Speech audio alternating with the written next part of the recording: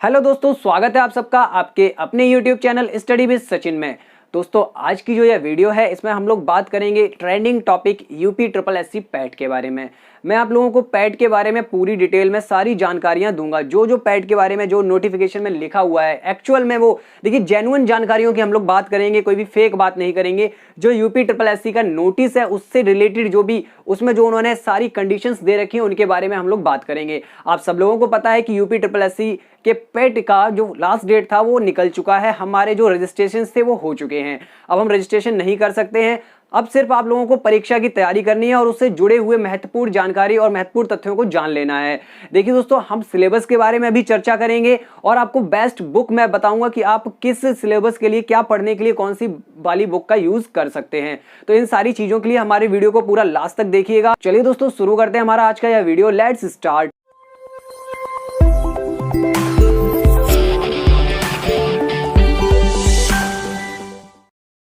तो देखिए दोस्तों, जैसा कि आप सब लोगों को पता है कि जो पीईटी का एग्जाम है, जो पैट का एग्जाम है, वो कौन संस्था करा रही है? यहां पर UP triple SC.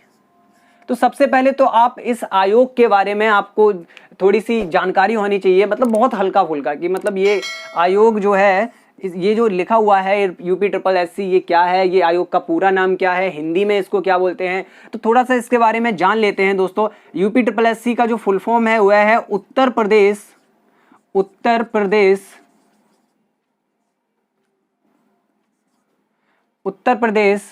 Subordinate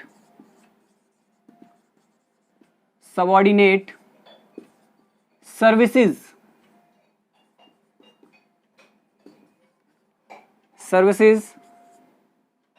selection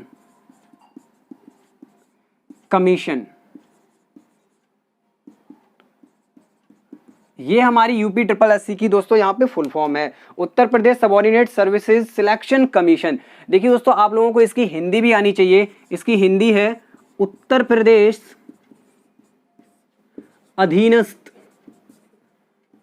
अधीनस्थ सेवा चयन आयोग। दोस्तों ये एक कमीशन है और मैं आपको बता दूं कि इसके बारे में प्लीज मैं रिकमेंड करता हूं कि इसके बारे में जानकारी नेट से जरूर जुटा लें। ये एक कमीशन है, सीधा सा मतलब होता है आयोग में हमेशा ही कुछ मेंबर्स होते हैं। तो मैं आपको बता देता हूं कि इसकी जानकारी आप लोग कहीं भी इंटरनेट से कहीं भी जाके आप जुटा लें कि जो हमारा Uttar Pradesh subordinate services selection commission है इसमें कितने सदस्य होते हैं, ये सारी चीजें आप जुटा लें। बाकी दोस्तों हम बात करते हैं यूपी ट्रिपल एससी पेट एग्जाम के बारे में। देखिए दोस्तों, इन्होंने जो लास्ट ईयर दिसंबर में रिलीज किया था कि जितनी भी ग्रुप सी की वैकेंसीज होंगी, ग्रुप बी भी इन्होंने इंक्लूड किया इसके साथ साथ, लेकिन जो मेनली फोकस है इनका ग्रुप सी की जितनी भी वैकेंसीज होंगी उनके लिए जो हमारा एग्जाम पैटर्न होगा वह दोहरा एग्जाम पैटर्न होगा। दोहरा एग्जाम पैटर्न का मतलब होगा पहले ये लोग प्री करवाएंगे, क्या करवाएंगे? प्री, और फिर करवाएंगे मेंस। पहले प्री करवाएंगे और फिर मेंस करवाएंगे। प्री की दोस्तों वही फुल फॉर्म होती है प्रीलिमिनरी, ठीक है, यानी प्रारंभिक परीक्षा जो होती है प्री वो करवाएंगे पहले, उसके बाद मेंस करवाएंगे। तो इन सारी चीजों की जानकारी मैं आपको एक एक करके एकदम बाकायदा आपको देने वाला हूं। आप लोग उस वीडियो से जुड़े रहें। सबसे पहले तो हम यूपी ट्रिपल एससी के बारे में जाने हैं, ठीक है। अब पेट जो है उसके बारे में उसकी फुल फॉर्म आप सब लोगों को आनी चाहिए। देखिए मैं ये नहीं कह रहा हूं कि ये एग्जाम में आएगा, ये क्वेश्चन में आएगा, लेकिन जिस चीज में जिस वैकेंसी के लिए जिस एग्जाम को देने जा रहे हैं उसके बारे में जानकारी होना तो बहुत ही ज्यादा लाजमी है ना दोस्तों। तो यहाँ पे यूपी ट्रिपल एससी 2021 जो हमारा है इसका पैट का जो एग्जाम करा रही है, वो पैट का फुल फॉर्म जो होता है प्रीलिमिनरी एलिजिबिलिटी टेस्ट,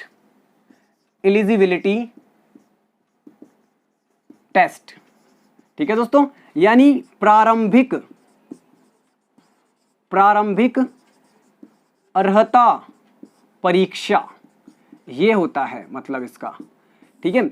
दो एग्जाम कराए जाएंगे, जैसा कि आपको पता है कि प्री है ये, तो जरूर आप अगर इसको क्वालिफाई कर जाएंगे और वैकेंसी आएंगी तो आप दूसरा एग्जाम देंगे, क्या? मेंस एग्जाम देंगे, जो उस इंडिविजुअल वैकेंसी का होगा। देखिए बात क्या है, बात ये है कि कुछ इन्होंने ऐसे शुरू किया है कि ग्रुप सी में जितनी वैकेंसीज होंगी उन वैकेंसीज से पहले ये प्री एग्जाम होगा। पैट का, और उसके बाद पैट के स्कोर के आधार पर आपको उन विभागों में चयन के लिए परीक्षा देनी होगी, अलग अलग पैट के स्कोर के आधार पर। ये याद रखिएगा, आपका जो पैट का स्कोर होगा उससे कैंडिडेट को कैटेगरी वाइज बांटा जाएगा, तब आप आगे जाके परीक्षाओं को दे पाएंगे। ठीक है दोस्तों, पहली चीज तो ये क्लियर हो गई ना कि कैसे एग्जाम पैटर्न रखा गया है किसी भी ग्रुप सी की भर्ती के लिए। मेनली फोकस यहाँ पे जो है वो ग्रुप सी की बात हो रही है। ठीक है दोस्तों, ग्रुप सी की बात हो रही है, और वीडियो के लास्ट तक मैं आपको ग्रुप सी की कुछ पोस्ट भी बता दूंगा। ठीक है, अब देखिए दोस्तों, यहां बात कर लेते हैं यूपी ट्रिपल एससी पैट की एग्जाम की हमने बात कर ली, और आपको यह जानकारी तो होगी ही कि 25 तारीख से इसका फॉर्म शुरू हुआ था, 25 मई से। ठीक है दोस्तों, 25 मई से इसका फॉर्म शुरू हुआ था और 21 मई इसकी लास्ट डेट थी। अब दोस्तों ये तो सब आप कर चुके हैं क्योंकि आप फॉर्म फिल कर चुके हैं। बाकी मैं आपको एक एडिशनल इन्फॉर्मेशन दे देता हूं कि 28 जून तक आप, ये 21 जून लास्ट डेट थी, सॉरी, ये मैंने जो अगर मई बोल दिया हो तो उसके लिए क्षमा चाहता हूं। 28 जून तक आप इस अपने फॉर्म में संशोधन यानी करेक्शन भी कर सकते हैं। ठीक है, आप करेक्शन कर सकते हैं 28 जून तक। और दोस्तों मोबाइल नंबर और ईमेल आईडी, इन दोनों को छोड़कर आप किसी भी इंफॉर्मेशन में करेक्शन कर सकते हैं। ठीक है दोस्तों, इन दोनों को छोड़कर आप किसी भी इंफॉर्मेशन में करेक्शन कर सकते हैं। ऐसा मैं नहीं कह रहा हूं, ऐसा नोटिस में लिखा है। यहां मैं इमेज दिखा देता हूं, यूपी ट्रिपल एससी का खुद का नोटिस है, उसमें यह बात लिखी हुई है। देखिए दोस्तों, यहां इमेज आपको दिख रही होगी। ठीक है, मैं आपको विद प्रूफ सारी चीजें दिखाऊंगा कि मैं बातें नहीं बना रहा हूं, यहां पे सारी चीजें मैं नोटिस से ही आपको दूंगा। ठीक है, कोई अलग से किसी और कोचिंग की वेबसाइट से नहीं, कहीं भी किसी भी एजुकेशनल वेबसाइट से नहीं, सीधा कमीशन के नोटिस से मैं आपको सारी चीजें जानकारी सारी देने वाला हूं। देखिए दोस्तों, इतना सब कुछ हम जान गए हैं। अब आगे बढ़ते हैं, थोड़ा सा और डिटेल्स इसके बारे में लेते हैं। लास्ट तक हम सिलेबस तक जरूर पहुंचेंगे, बुक भी रिकमेंड करूंगा। जो सब्जेक्ट मेरे प्रमुख हैं उनके लिए मैं बुक रिकमेंड जरूर आपको करूंगा। आगे देखते हैं दोस्तों, हमारा यहाँ पे जो करेक्शन है वो हमने देख लिया है। एजुकेशनल एलिजिबिलिटी देखते हैं दोस्तों, एजुकेशनल एलिजिबिलिटी।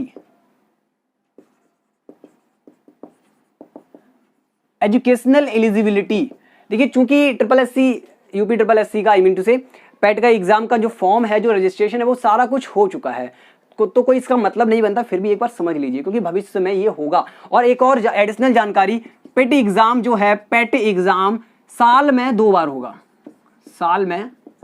बार होगा, जैसे आपका सीटेट होता है।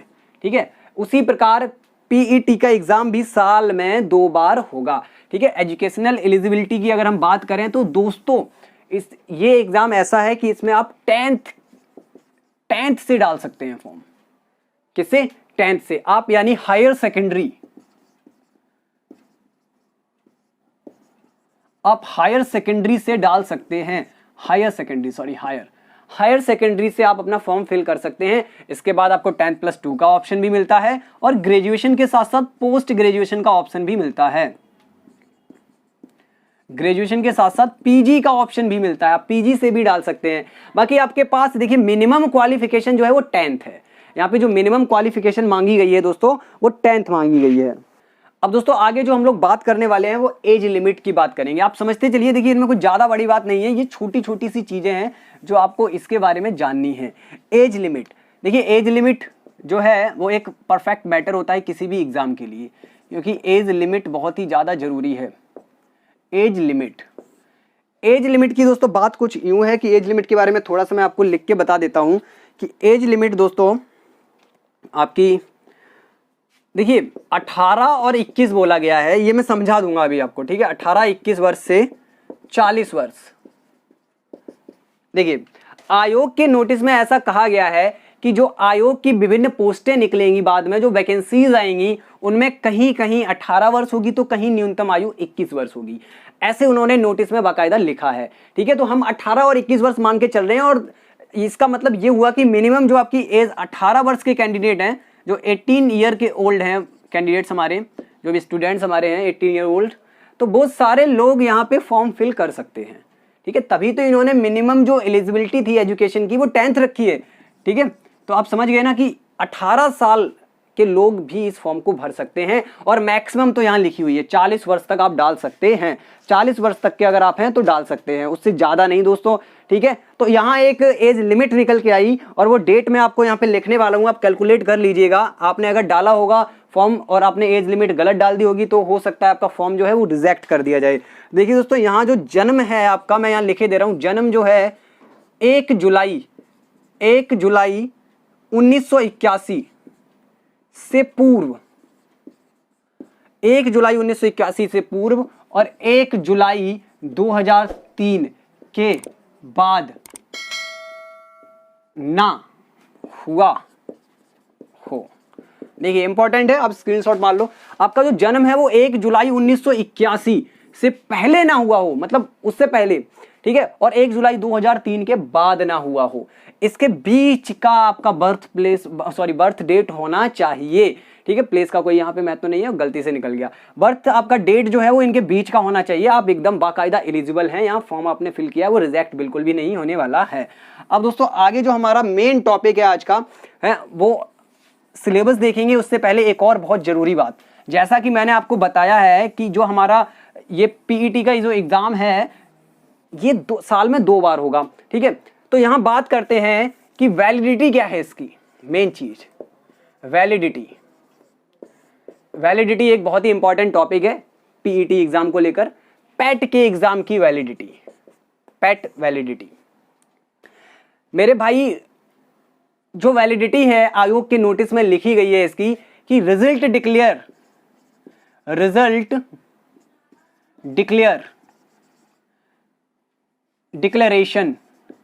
डिक्लेरेशन के 1 वर्ष, रिजल्ट डिक्लेरेशन डेट से, अच्छा ऐसे लिख लेते हैं, डेट से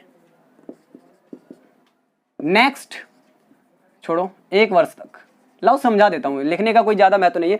आज आपका रिजल्ट आया है पैट का, आज आपका पैट का रिजल्ट डिक्लेयर हुआ है, तो आज से 1 साल तक ये प्रमाण पत्र आपके लिए वैलिड रहेगा, ठीक है। इतना क्लियर हुआ। आज से 1 साल तक के लिए ये प्रमाण पत्र वैलिड रहेगा। अगर आपका आज रिजल्ट आया, यानी रिजल्ट की डेट से 1 साल तक जो गैपिंग है, इस बीच में हमारा कोई भी वैकेंसी आती है तो हम पेट के सर्टिफिकेट से डाल सकते हैं, ठीक है। हमारे स्कोर्स वैलिड रहेंगे, ये स्कोर्स की बात हो रही है, हमारे जो स्कोर्स वैलिड रहेंगे रिजल्ट डिक्लेरेशन के बाद 1 वर्ष तक, ओके। इतना क्लियर हुआ। अब जानेंगे दोस्तों सिलेबस।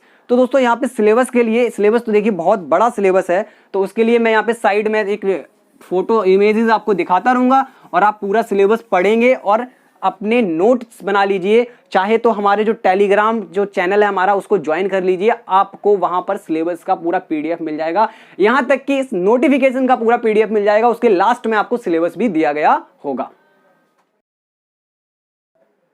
तो देखिए दोस्तों, अगर हम सिलेबस की बात करें, यहां पर आप सिलेबस यहां देखते रहिए, फोटो सारी लिख के आएंगे, मैं एक एक करके सारी चीज बताऊंगा आपको, ठीक है।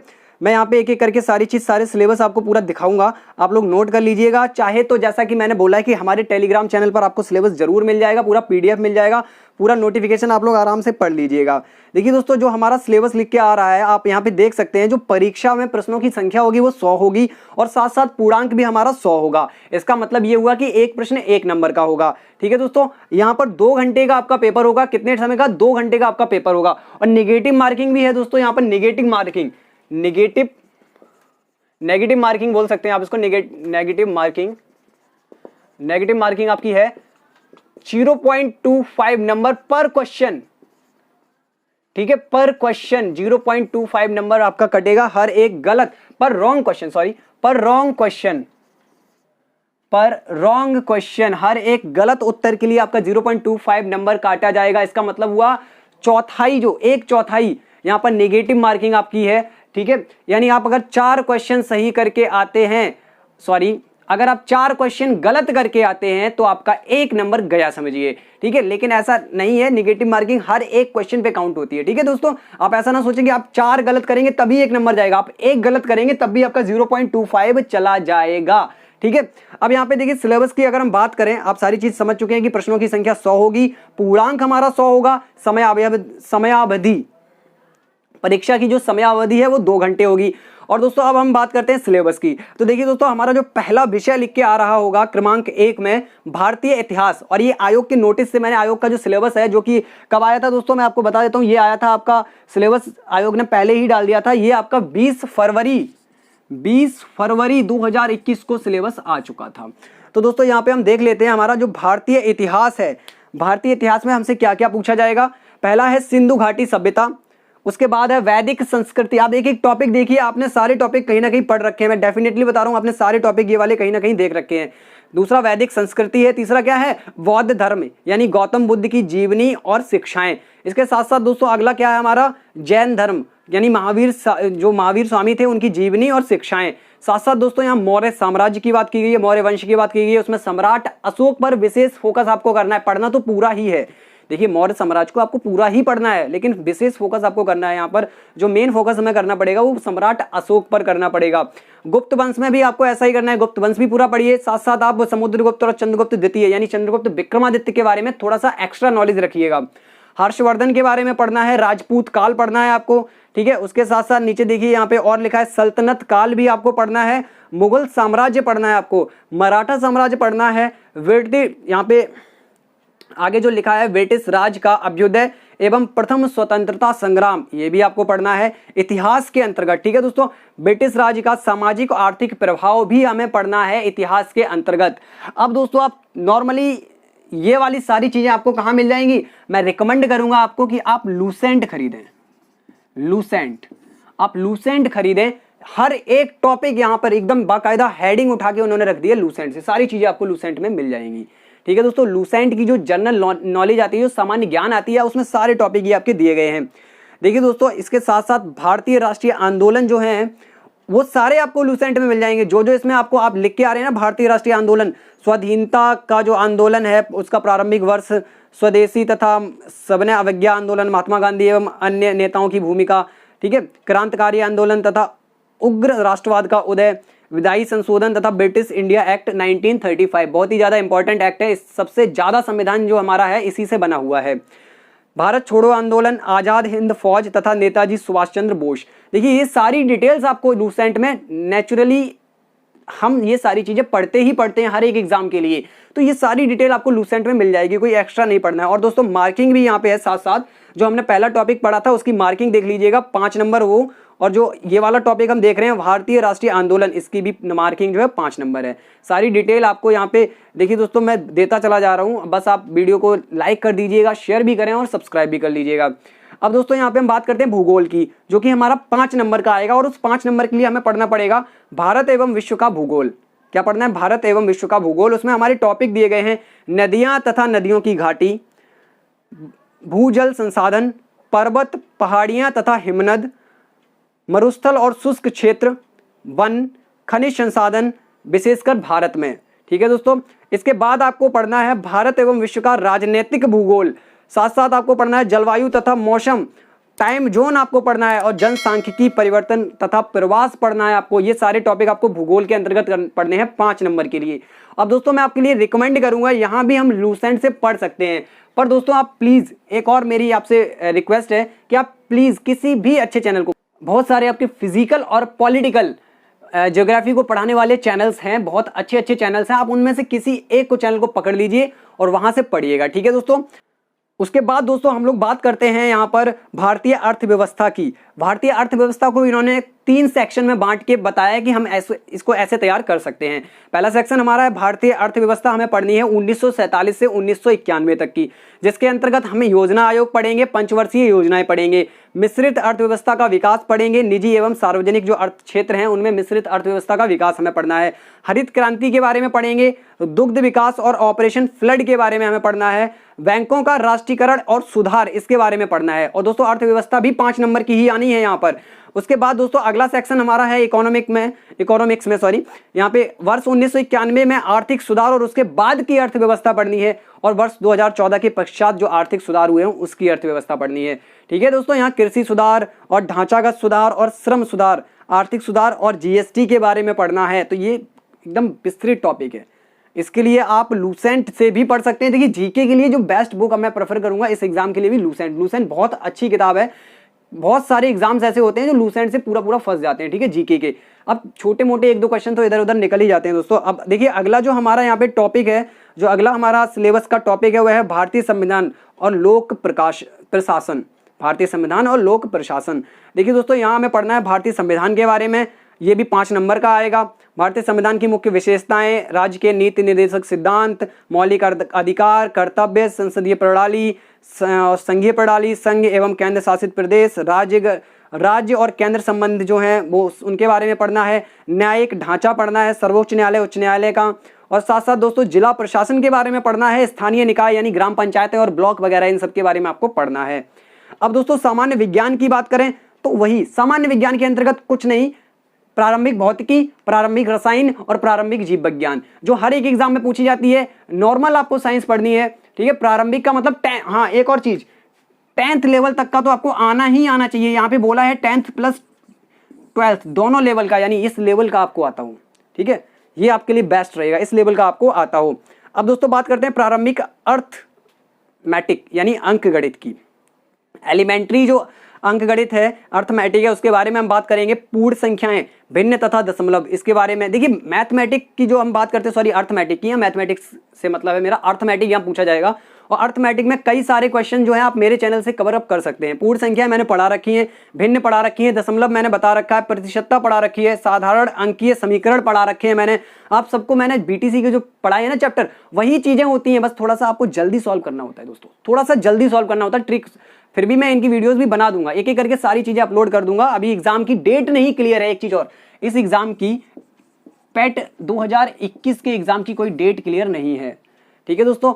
और दोस्तों प्लीज चैनल को सब्सक्राइब जरूर करिएगा, क्योंकि बहुत ही गर्मी में मेहनत से वीडियो बना रहा हूं। मैं पंखा लगा के इसलिए नहीं बना रहा हूं ताकि आपकी जो आपको सुनने में कोई दिक्कत ना हो, मेरी आवाज आप तक एकदम क्लियर पहुंच सके।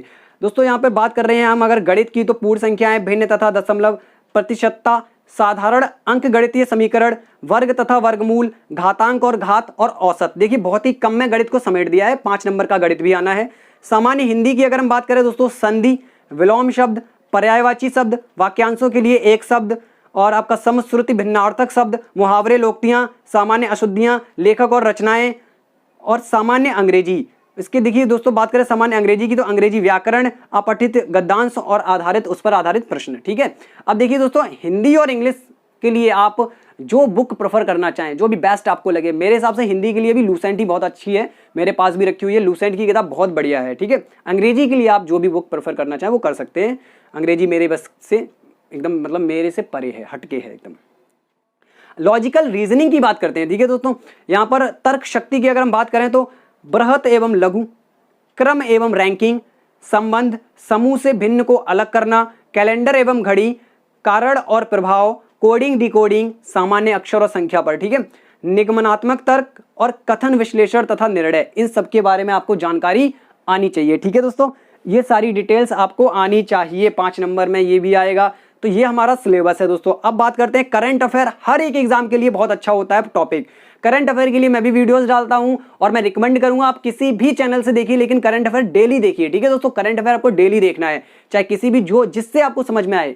पढ़ाते तो अपने हिसाब से हर कोई बढ़िया ही है, लेकिन जिससे आपको समझ में आया वहां देखिए जाके। कोई जरूरी नहीं है कि आप मेरे ही चैनल पे रहें, आप कहीं भी देखें जहां आपको समझ में आता है। तो समसामयिकी आपको यानी देखनी है, यहाँ पर करंट अफेयर्स देखनी है भारतीय और वैश्विक रूप से, ठीक है। अब सामान्य जागरूकता की बात करें, जनरल अवेयरनेस, उसके अंतर्गत देखिए दोस्तों भारत की यहाँ पे बात हो रही है। ये सामान्य ज्ञान हो गया, ठीक है। जनरल अवेयरनेस का मतलब हो गया सामान्य ज्ञान, जो हम 2018, 2020, 2019, 21 ऐसे करके जो छोटी सी बुक ले आते हैं सामान्य ज्ञान, उसमें ये सारे क्वेश्चन मिल जाते हैं हमें, ठीक है। इसमें क्या है देखिए, भारत के पड़ोसी देश, राज्य, राजधानियां देश की, ठीक है, मुद्राएं, भारत के राज्य तथा केंद्र शासित प्रदेश, भारतीय संसद, राज्यसभा, लोकसभा, विधानसभा और विधान परिषद, राष्ट्रीय एवं अंतर्राष्ट्रीय दिवस, विश्व संगठन तथा उनके मुख्यालय, भारतीय पर्यटन स्थल, भारत की कला एवं संस्कृति, भारत एवं विश्व के खेल, भारतीय अनुसंधान संगठन, प्रसिद्ध पुस्तकें और लेखक, पुरस्कार एवं विजेता, जलवायु परिवर्तन एवं पर्यावरण, ठीक है। इन सब के बारे में हमें आना चाहिए। ये सब थे हमारे लिए जनरल अवेयरनेस के अंतर्गत, ये सारी चीजें आती है। ये सब इधर लिख के आ रहा होगा, आप नोट कर सकते हैं। देखिए दोस्तों, अगर आपको ऐसा लग रहा है कि मैं बहुत जल्दी जल्दी सिलेबस पढ़ रहा हूँ तो टेंशन की कोई बात नहीं है, आप आराम तसल्ली से सिलेबस पढ़ सकते हैं, आपको सिलेबस मिल जाएगा। डिस्क्रिप्शन में जो हमारा टेलीग्राम चैनल का लिंक है उसको जाके ज्वाइन कीजिए, वहाँ पीडीएफ में आपको मिलेगी। अगर आपको पीडीएफ नहीं मिल रही है तो हमारे आप बहुत सारे लोग मुझसे जुड़े हुए हैं, व्हाट्सएप पे मैसेज कर सकते हैं, टेलीग्राम पे कर सकते हैं, आप सबको पता है। ठीक है दोस्तों, यहाँ पर जो हमारा अगला टॉपिक है अपठित हिंदी गद्यांश का विवेचन एवं विश्लेषण। ठीक है, 10 नंबर का आना है दोस्तों, ये याद रखिएगा।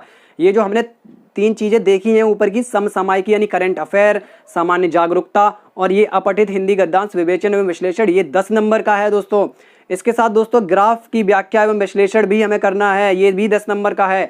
तालिका की व्याख्या और विश्लेषण, ये भी 10 नंबर का है। तो दोस्तों यहाँ कुल मिलाकर 10, 10, 20, 10, 30, 10, 40, 10, 50 नंबर का ये है। 50, 10, 60, 70 और ये 80 और 90 और 100, पूरा 100 नंबर का यहाँ पे दोस्तों पेपर हमारा है। ठीक है दोस्तों, पूरा 100 नंबर का यहाँ पे पेपर है। तो आप समझ गए होंगे कि हमें क्या क्या पढ़ना है, सारी डिटेल मैंने यहाँ पे दे दी है। अब देखिए दोस्तों, ये जो सामान्य ज्ञान वगैरह है आप किसी भी बुक से पढ़ लें, कोई भी जनरल नॉलेज की किताब ले लें, लूसेंट ले लें, बेस्ट रहेगी। ठीक है, इसके साथ साथ दोस्तों आपको तैयारी अगर करनी है, करंट अफेयर हम भी डालते हैं, आप हमारी भी देख सकते हैं, मैथ की वीडियोस देख सकते हैं। और दोस्तों बाकी जो डिटेल्स है मैंने सारी मैं बता दी है आपको, क्या सिलेबस है। और परीक्षा की तिथि के अगर बारे में बात करें हम लोग तो दोस्तों वहां आयोग के नोटिस में साफ साफ लिखा हुआ है कि परीक्षा की तिथि अभी क्लियर नहीं है। जैसे ही परीक्षा की तिथि क्लियर होगी आयोग आपको सूचना दे देगा। ठीक है, और एक चीज और दोस्तों कि आप लोग तैयारी जो है पहले से ही करते रहें, ये ना सोचें कि परीक्षा की तिथि अभी क्लियर नहीं है तो जब तिथि आ जाएगी हम उसके बाद तैयारी शुरू करेंगे, ऐसा कुछ नहीं है। आपको अभी से तैयारी करनी है, बढ़िया तरीके से तैयारी करनी है और लगन और मेहनत से तैयारी करनी है। अगर आपको ये प्रीलिमिनरी एग्जाम निकालना है, एलिजिबिलिटी टेस्ट निकालना है, तो दोस्तों आप लोगों के लिए बहुत सारी शुभकामनाएं। जिन लोगों ने फॉर्म भरा हुआ है सबके लिए बहुत सारी शुभकामनाएं। अभी से तैयारी में जुट जाइए और बाकायदा एकदम तोड़ दीजिए, फाड़ दीजिए, मरोड़ दीजिए एग्जाम को, एकदम बढ़िया तरीके से करना है आपको। चलिए दोस्तों, अगर आपको वीडियो पसंद आया तो इसको लाइक करिएगा, शेयर करिएगा अपने साथियों में। अगर आपने हमारे चैनल को सब्सक्राइब नहीं किया है तो प्लीज चैनल को सब्सक्राइब करिएगा। मिलेंगे अगली वीडियो के साथ, तब तक के लिए नमस्कार, बाय बाय, जय हिंद।